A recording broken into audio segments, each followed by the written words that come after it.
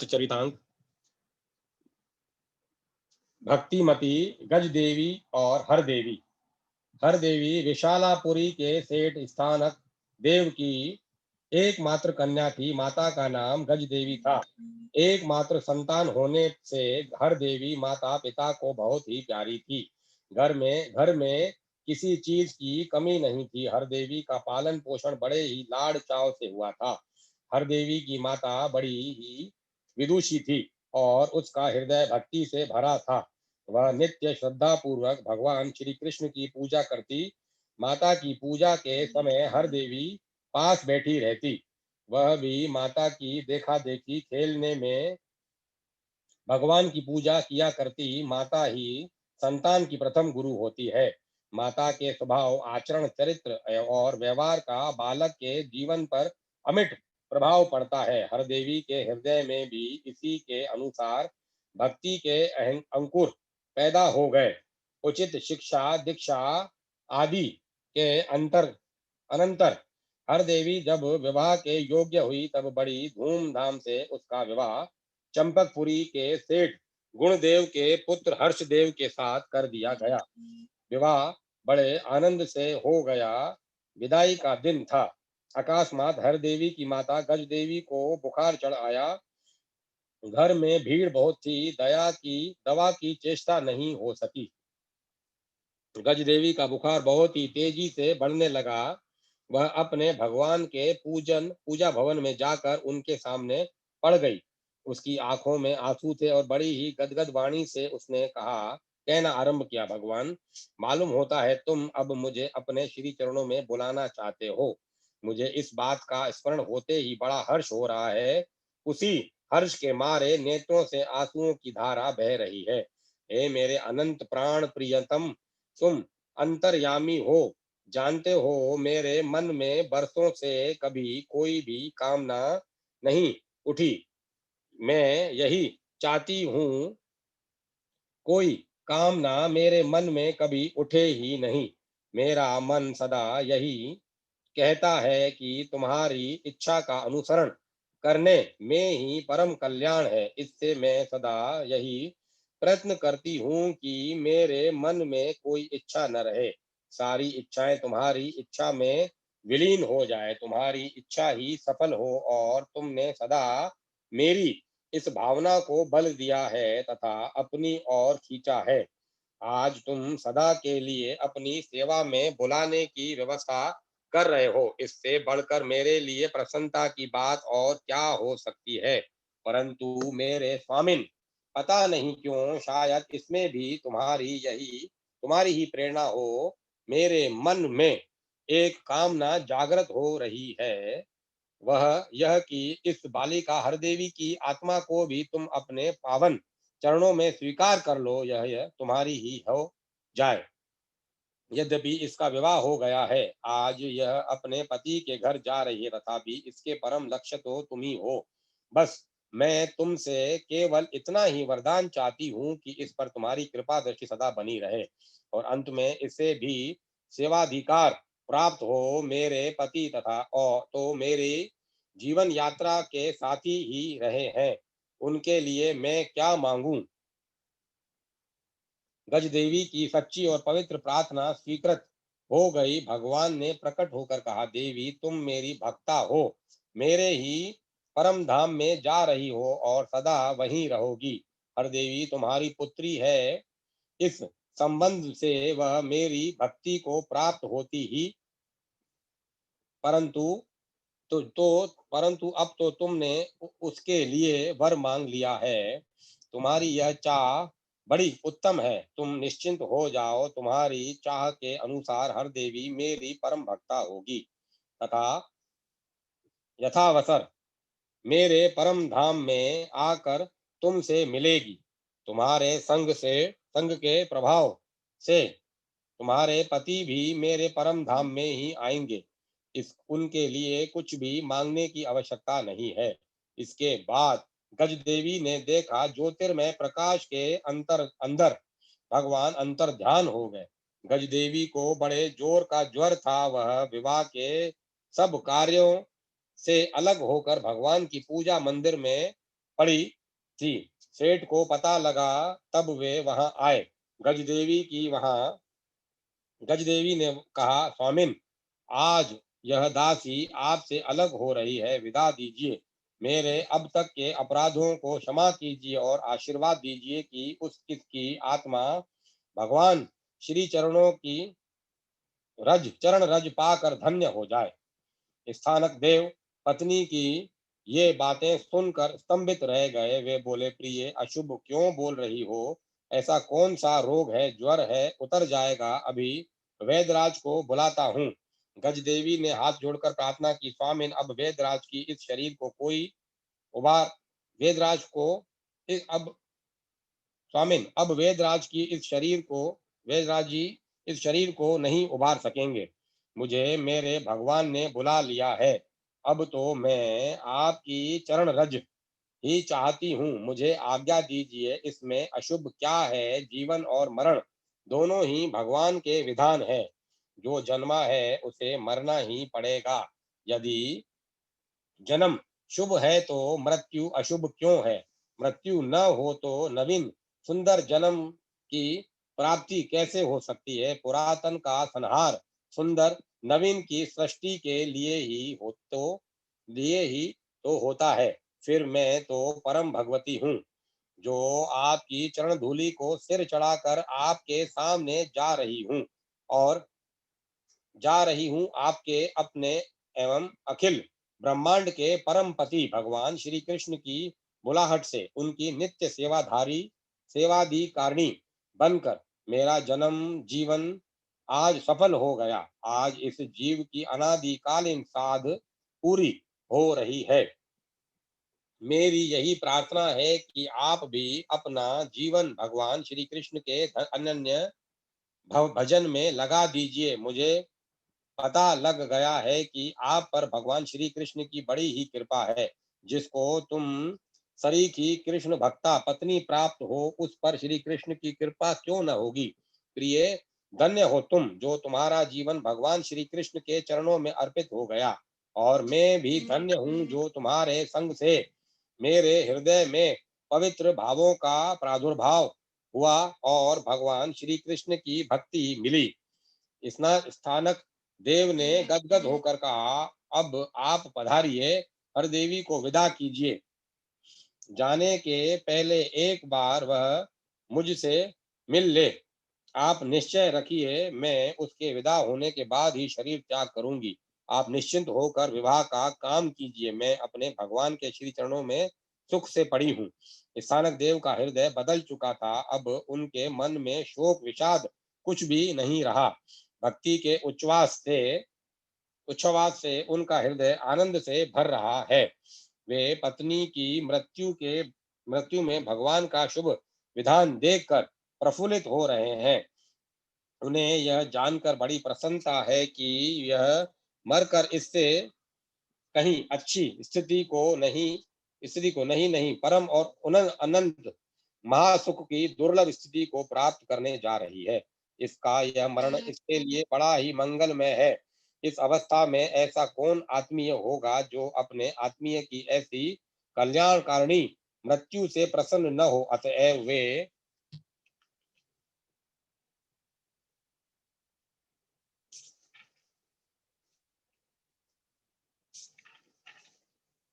हर्षित चित्त से वहां से उठकर चले आए और पुत्री हरदेवी की विदाई के काम में लग गए। हरदेवी से कह दिया कि तेरी माँ पूजा मंदिर में तुझे बुला रही है।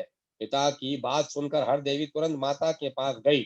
माता को ज्वराक्रांत देखकर उसे बड़ी चिंता हुई। वह माँ के पास बैठ गई। उसने कहा, माँ मुस्कुरा उसने उसने देखा माँ मुस्कुरा रही है। उसका चेहरा खिल रहा है और एक प्रकाश का मंडल उसके चारों ओर छाया हुआ है।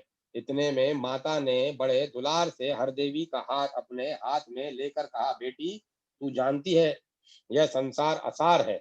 श्री कृष्ण का भजन ही इसमें एकमात्र सार है। मैं आज इस असार संसार को छोड़कर श्री कृष्ण की सेवा करने उसके पराधाम में जा रही हूँ। श्री कृष्ण ने स्वयं मुझको बुलाया है। तू यह न समझना कि तुझे असहाय छोड़ जाती हूँ। तू जानती है मनुष्य में जो कुछ भी बुद्धि, विद्या, शक्ति, सामर्थ्य, तेज, प्रभाव आदि हैं, सब श्री कृष्ण का दिया हुआ है। उन्हीं श्री कृष्ण के हाथों में तुझे सौंप कर मैं जा रही हूँ। वे ही विश्वम्भर स्वयं तेरी संभाल करेंगे। उनसे बढ़कर संभाल करने वाला और कौन होगा?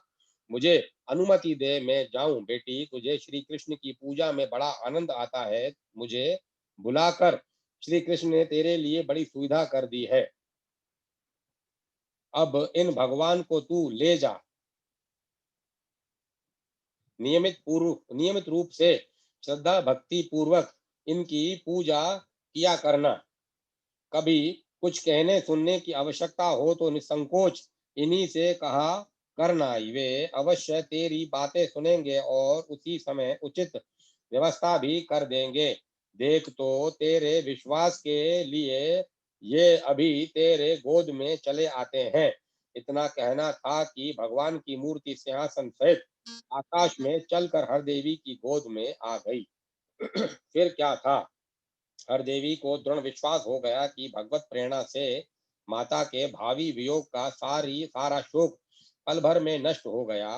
अब उसने माता की प्रसन्नता, मुस्कुराहट और उसके तेजो मंडल का मर्म समझा। उसने मंत्र मुग्ध की तरह हंसते हुए कहा, माँ, ऐसा ही होगा। मैं आज से उनकी हो गई और ये मेरे हो गए। अब मुझे विश्वास है कि तुम्हारी जगह ये ही तुमसे भी बढ़कर मेरी रक्षा करेंगे। तुम तो मेरे साथ नहीं जा सकती, परंतु ये तो नित्य मेरे पास रहेंगे। तुम आनंद से इनकी सेवा में जाओ। जब उन्होंने स्वयं तुमको अपने पास बुलाया है, तब तुम्हें रोकने का पाप कौन कर सकता है? जाओ माँ, जाओ, भगवान की सेवा करो। तुम धन्य हो जो भगवान की इतनी प्रिय पात्र हो, और मैं भी धन्य हूँ जो मुझे तुम जैसी सच्ची माता की कोख से पैदा होने का सौभाग्य मिला है। माँ, मुझे आशीर्वाद देती जाओ कि मैं भी तुम्हारी ही तरह भजन कर सकूं और अंत में उनकी सेवा में उनकी सेवा में ले ली जाऊं। गज देवी ने कहा, बेटी, ऐसा ही होगा, अवश्य में ऐसा ही होगा, तू निश्चिंत रह। हाँ, एक बात कहनी है, अंतिम और सच्चा संबंध तो एकमात्र भगवान का ही है, परंतु यह संसार भी भगवान का है, इसीलिए इसमें हमें सभी व्यवहार भगवान की इच्छा और आज्ञा अनुसार ही करना चाहिए। अवश्य ही करने चाहिए, अपने भगवान की प्रसन्नता के लिए ही। शास्त्र भगवान की ही आज्ञा शास्त्र भगवान की ही आज्ञा और उनमें स्त्री के लिए पति सेवा को ही मुख्य धर्म बतलाया गया है। पति के संबंध से सास ससुर की सेवा भी अवश्य करनी चाहिए। तू भगवान की भक्ता है, ध्यान रखना इस व्यवहार में कोई त्रुटि न आने पाए। सदाचार, सादगी, सेवा, सहिष्णुता और संयम तो सभी के लिए आवश्यक हैं। भक्त के लिए तो ये सर्वदा स्वाभाविक होने चाहिए। माता, ऐसा ही होगा। लाख दुख उठाने पर भी तुम्हारी यह बेटी अपने कर्तव्य से कभी नहीं डगेगी। हर देवी ने दृढ़ता और उल्लास के साथ कहा, बेटी, बड़ी बड़ी परीक्षाएं होती हैं, बड़े बड़े भय के प्रसंग आते हैं। भगवान पर आस्था रखेगी तो उनकी कृपा शक्ति से तेरा व्रत अनायास ही निभ जाएगा और तू अपने परम लक्ष्य भगवान को प्राप्त करके कृतार्थ हो जाएगी। बेटी, मैं हृदय से आशीर्वाद देती हूँ कि तेरा मन सदा श्री भगवान के चरण कमलों का चंचरिक बना रहे और तू कभी भी उनकी कृपा से वंचित ना हो। माँ, मेरी माँ, मैं अत्यंत बड़भागिनी हूँ जो तुम्हारी बेटी हूँ। ऐसा ऐसी माँ कितनी है जो अपनी संतान को श्री भगवान के चरणों की भक्ति करने का आदेश और आशीर्वाद देती है। हर देवी ने आंसू बहाते हुए कहा, धन्य है माता और पुत्री दोनों को। सचमुच वही माता माता है, पिता पिता है, जो अपनी संतान को भगवान के शुभ मार्ग पर चलाता है और उसको अग्रसर करने में सब प्रकार की सहायता करता है। हर देवी को उसके पिता ने बुला लिया। वह भगवान के सिंहासन को लेकर चली गई। सिंहासन को सुरक्षित स्थान में पधार कर उसने माता के पास कई चतुर और स्वामी भक्त सेविकाओं को भेज दिया, जो प्रसन्नता से उसकी यथा योग्य सेवा करने लगी। यद्यपि विदाई के दिन माता के बीमार और मरणासन हो जाने पर हर देवी को जगत की चाल के अनुसार बहुत शोक होना चाहिए था, और हर देवी के पिता स्थानक देव के लिए भी यह कम चिंता का प्रसंग नहीं था। फिर भी भगवत इच्छा से दोनों के ही हृदय बदल चुके थे। वे गजदेवी के भगवान के परम धाम गमन की खुशी में मस्त थे, और स्वयं भी उन दोनों के हृदयोद्यान में भक्ति लती का लय लहा रही थी, तथा अपने मधुर पुष्पों के सुंदर सौरभ से क्षण क्षण में उन्हें मुग्ध कर रही थी। वे विवाह का कार्य तो मानो परवश किसी की प्रेरणा से कर रहे थे। सब कार्य भली भांति संपन्न हुए। हरदेवी के विदा होने का समय आ गया। उसने एक बार फिर माता के श्री चरणों में जाकर प्रणाम किया और उसका आशीर्वाद प्राप्त करके पिता के चरणों में गिरकर रथ पर सवार हो गई। भगवान के सिंहासन को अपनी गोद में ले लिया। कन्या की माता की अनुपस्थिति दोनों और के सभी बारातियों को बहुत ही खल रही थी, और वे सभी उदास से हो रहे थे। कन्या विदा हो गई। स्थानक देव तुरंत गजदेवी के पास चले आए। थोड़ी देर बाद गजदेवी ने हंसते हंसते भगवान के पावन नामों का उच्चारण करते हुए पति के चरणों में सिर रखकर नश्वर शरीर को छोड़ दिया, और उस समय उसके शरीर से दिव्य तेज निकलता हुआ दिखाई दिया, और आकाश से मधुर शंख ध्वनि सुनाई पड़ी। स्थानक देव ने श्रद्धा पूर्वक एवं विधिवत पत्नी का अंत्येष्टि संस्कार श्रद्धादि कर्म किए। हर देवी के ससुर गणदेव वास्तव में सद्गुणों के घर थे।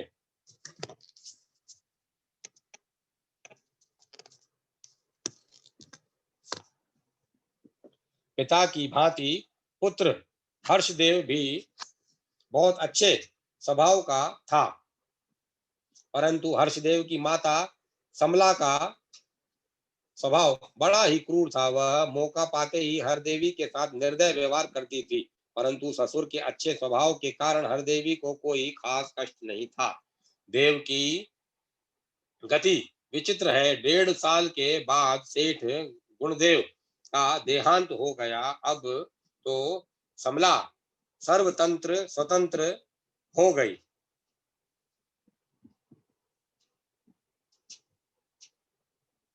वह जो चाहती सो करती। यद्यपि हर्षदेव का स्वभाव सुंदर और सौम्य था, फिर भी वह संकोचवश माता के सामने कुछ भी बोलना नहीं चाहता था। इससे समला का मन और भी बढ़ गया। वह पुत्र को अपने पक्ष में मानकर बहू को विशेष रूप से सताने लगी। पहनने को अच्छे कपड़े न देना, खाने को रूखी सूखी रोटियां देना, वह भी भरपेट नहीं, बात बात पर झिड़कना, हरेक काम में दोष निकालना, उसके माता पिता को गालियां बकना आदि बातें तो उसकी उसके लिए स्वाभाविक थी। कभी कभी तो वह हाथ भी उठा लेती थी। उसने बर्तन मांजने और झाड़ू देने वाले नौकर को अलग कर दिया, आटा पीसने वाली नौकरानी को जवाब दे दिया, इसीलिए कि ये सब काम हर देवी से कराए जाएं। हर देवी को किसी भी काम से कोई इनकार नहीं था। न न उसे किसी बात का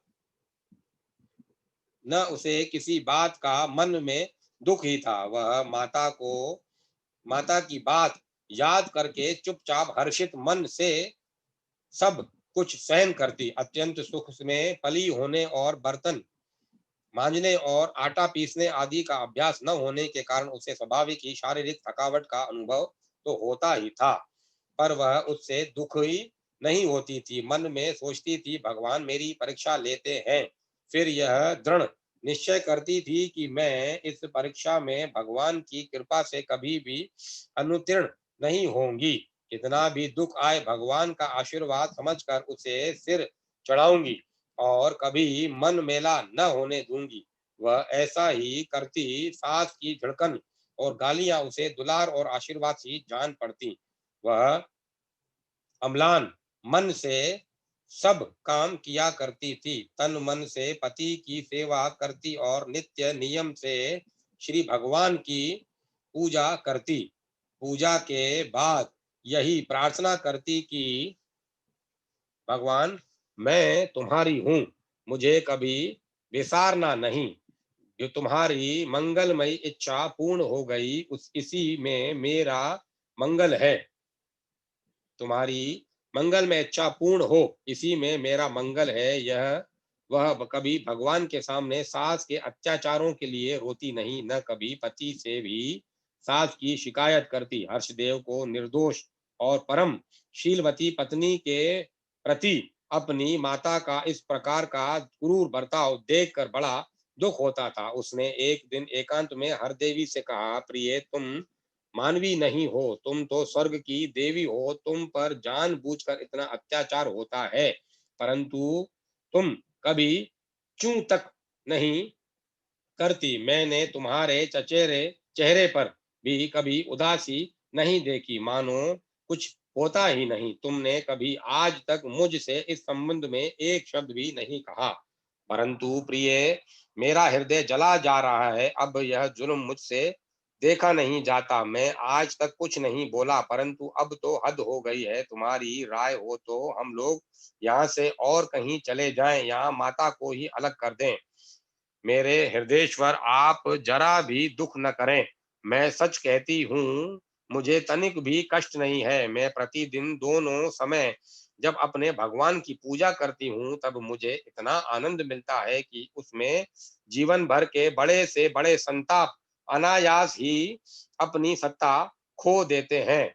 फिर आपकी सेवा का जो आनंद है वह तो मेरे प्राणों का आधार है। मैं बहुत सुखी हूँ प्राणनाथ, आपके चरणों में रहकर मुझे किसी प्रकार का संताप नहीं है। माता की माता जी अपने स्वभाववश जो कुछ कहती करती हैं उस इससे वस्तुतः उन्हीं को कष्ट होता है। सच मानिए स्वामिन, छिड़ छिड़ छिड़कन, अपमान और गाली आदि उन्हीं को मिलते और जलाते हैं जो उनको इनको ग्रहण करते हैं। मैं इन्हें लेती ही नहीं, कभी लेती भी हूं तो आशीर्वाद रूप से।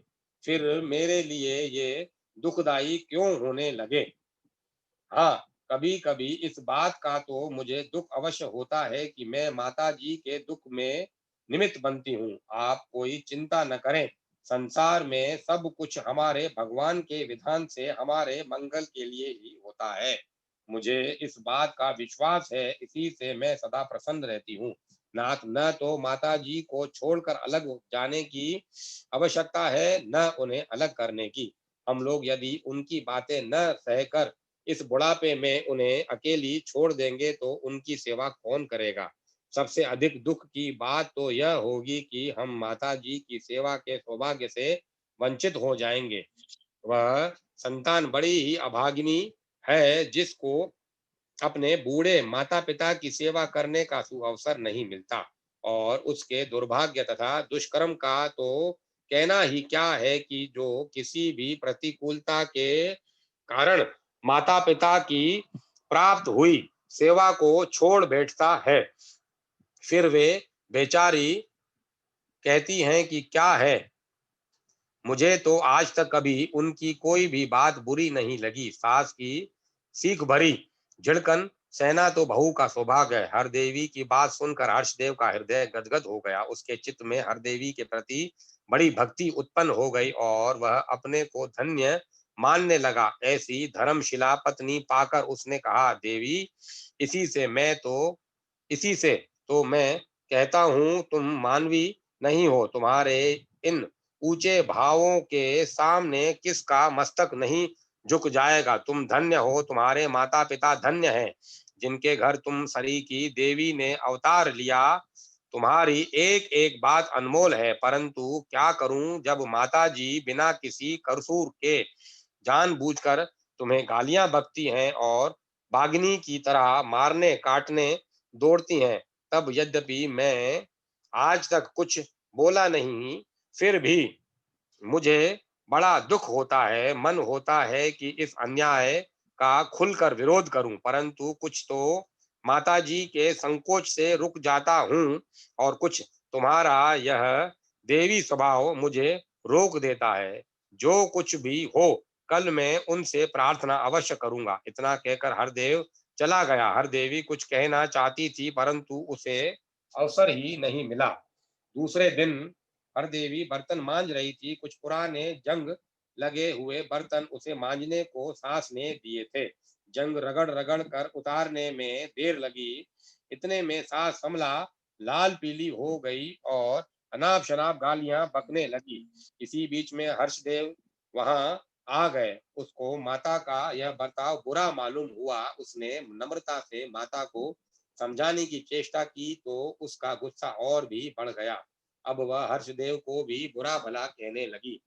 हर्षदेव को बहुत दुख हुआ, परंतु वह हरदेवी के शील स्वभाव के संकोच में कुछ भी बोला नहीं। जब दूसरा पक्ष कुछ भी नहीं बोलता, तब पहले पक्ष को बक बका कर स्वयं ही चुप हो जाना पड़ता है। कमला जब बोलते बोलते थक गई, तब उसने आप ही चुप सब अपने आप ही चुप हो गई। हर्षदेव विषाद भरे हृदय से बाहर चला गया। हर्षदेव का विषाद देखकर हरदेवी को दुख हुआ। वह सारा काम निपटा कर अपने भगवान के पूजा मंदिर में गई और वहां जाकर भगवान से कातर प्रार्थना करने लगी। उसने कहा, भगवान, मैंने कभी कुछ भी नहीं चाहा। आज पति देव को उदास देखकर मेरी देखकर एक चाह उत्पन्न हुई है। वह यह कि मेरी सास का स्वभाव सात्विक बना दिया जाए। वे समय समय पर झल्ला कर हम लोगों के साथ ही आपको भी बुरा भला कह बैठती हैं। प्रभु, इस अपराध के लिए उन्हें क्षमा किया जाए। इसी के साथ नाथ, मेरी चीरकाल की आकांक्षा है कि मैं आपके दिव्य स्वरूप के साक्षात दर्शन करूं। मेरे मन में यह चाह तो थी कि इस समय प्रार्थना करते करते पता नहीं क्यों मेरी यह चाह अत्यंत प्रबल हो गई है। प्रभु, आप अंतर्यामी हैं, घट घट की जानते हैं। यदि मेरी सच्ची चाह है, यदि वास्तव में आप मेरी व्याकुलता को इस प्रकार की तीव्र समझते हैं कि अब आपको प्रत्यक्ष देखे बिना मेरा जीवन असंभव है, तो कृपा करके मुझे दर्शन दीजिए। आप सर्वसमर्थ हैं। मैं अत्यंत दीनहीन और मलिनमती हूँ। मुझे कुछ भी ज्ञान नहीं। आपकी भक्ति का तत्व भी मैं नहीं जानती। इतना ही जानती हूँ कि आप मेरे सर्वस्व हैं और मैं आपकी हूँ। आपके सिवा मेरे और कोई भी सहारा नहीं है। संसार के सब कार्य आपकी प्रसन्नता के लिए, आपके लिए ही करने हैं। पति के द्वारा मैं आपकी ही उपासना करती हूँ। मुझे उसके बदले में आपकी प्रसन्नता के अतिरिक्त और कुछ भी नहीं चाहिए। यदि यह सत्य हो तो आप कृपा करके दर्शन दीजिए। यूं कहकर हर देवी कातर भाव से रोने लगी। उसकी दिग्गी गिग्गी बंद बंद गई, गला रुक गया, बोली बंद हो गई। भगवान अब नहीं रह सके, वहीं अपने विग्रह के सामने ही प्रकट हो गए। बड़ी मनोहर मंजुल शोभा धारण किए हुए नील श्याम वर्ण के गोले गले में रत्नों की माला है। कर कमलों में मुरली है, होठों में मधुर मुस्कान है, नेत्रों से कृपा और प्रेम की सुधा धारा बह रही है। सौंदर्य और माधुर्य की अप्रीतम छवि है। हर देवी भगवान को सामने देखकर आनंद सागर में डूब गई। वह कुछ भी बोल न सकी। तब श्री भगवान ने कहा, बेटी, मैं तुझ पर अति प्रसन्न हूँ। तूने अपने आचरणों से और अकृत्रिम भक्ति से मुझे वश में कर लिया है। मेरी तेरी सास का स्वभाव सुधरना तो तभी निश्चय हो गया था जब तू वधू बनकर उसके घर आई थी। अब तो तेरी कृपा से वह असाधारण भक्त बन गई है। तूने अपने पति और सास दोनों का उद्धार कर दिया। तेरा ससुर तो पहले ही मेरे प्रताप से तेरा ससुर तो पहले ही तेरे प्रताप से सदगति को प्राप्त हो चुका है। अब मेरी कृपा से तुम तीनों मेरी भक्ति करते हुए सुंदर सदाचार पूर्ण जीवन बिताओगे और अंत में मेरे परम धाम में आकर मेरी सेवा का अधिकार प्राप्त करोगे। इतना कहकर भगवान सहसा अंतर्ध्यान हो गए। हर देवी स्तब्ध थी, उसका मन मुग्ध हो रहा था। इतने में उसने देखा सास समला पास खड़ी है और रो रो कर भगवान से क्षमा प्रार्थना कर रही है। हर देवी उठी, सास अपने दोषों का वर्णन करते हुए उससे क्षमा मांगने लगी। हर देवी ने संकोचाकर सास के चरण पकड़ लिए। कमला ने उसे उठाकर हृदय से लगा दिया। दोनों के नेत्रों से प्रेम के आंसू बहने लगे।